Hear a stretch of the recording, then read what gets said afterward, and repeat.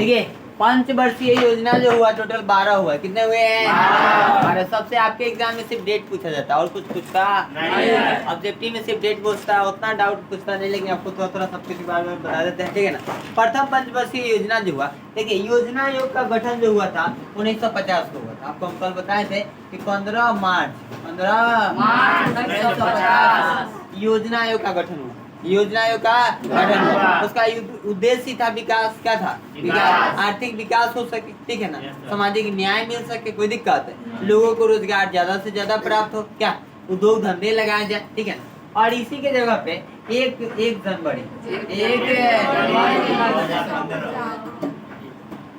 जनवरी 2015 को नीति आयोग लाया। कौन सा आयोग? नीति आयोग। देखिए जब योजना आयोग का स्थापना हुआ तो उसके अगले साल 1951 लाया गया पंचवर्षीय योजना, पंचवर्षीय योजना, ठीक है ना। इसमें कहा गया कि 5 साल के लिए हम क्या करेंगे ना, कि योजना बनाएंगे, एक योजना बनाएंगे, उस योजना के तरह हम विकास करेंगे। जैसे 5 साल में एक स्ट्रक्चर तैयार कर लेंगे। जैसे आप देखिएगा घर में भी कोई पर्व होता है, त्योहार होता है या शादी विवाह, तो एक योजना बनाया जाता है कि ये काम इसको करना है, इस काम इतना में इतना खर्च होगा, इतना में इतना खर्च, इतना पैसा पुराना पड़ेगा। उसी प्रकार देश के लिए एक योजना बनाई गई जिसे हम पंचवर्षीय योजना कहते हैं। एक योजना बनाया गया 5 वर्ष का, कितना वर्ष का? 5 वर्ष का, इसलिए उसका नाम पड़ा पंचवर्षीय योजना।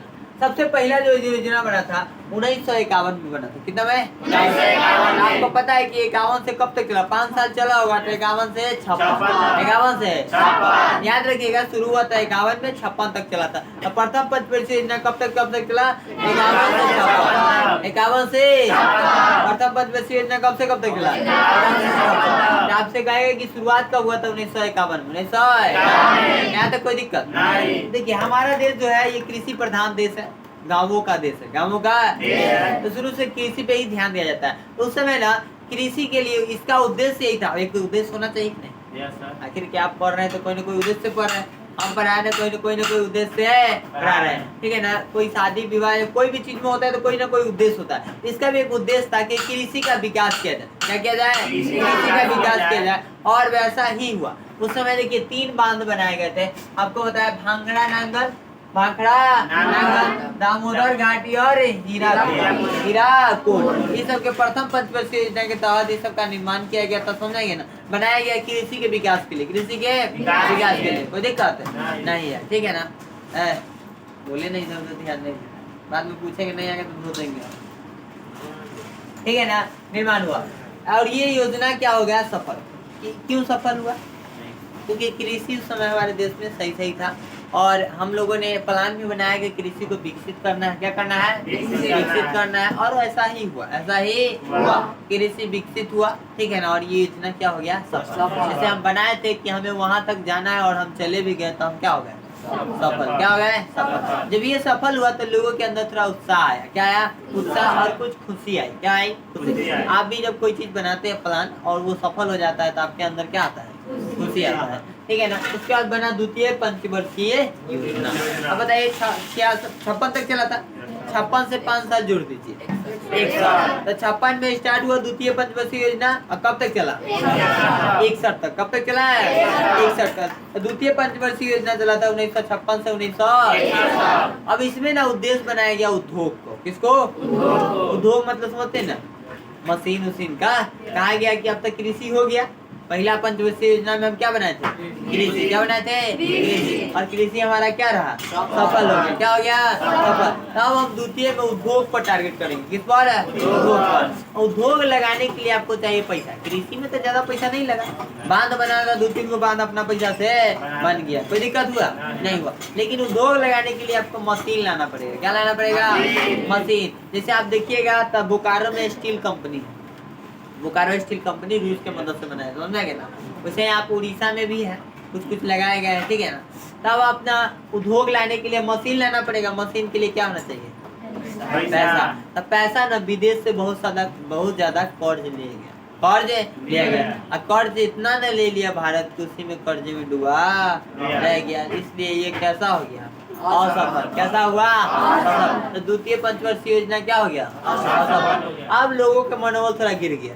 पहले बार उठ गया था, दूसरा बार क्या हो गया? गिर गया। तब लोगों ने सोचा कि तीसरा बनाते हैं। क्या बनाते हैं? तीसरा। तब बताइए ये चला था 1951 से 56, 1951 से और 1956 से 61, और फिर 61 से चलेगा 1900 कितना से 1961 से 66 तक चलेगा।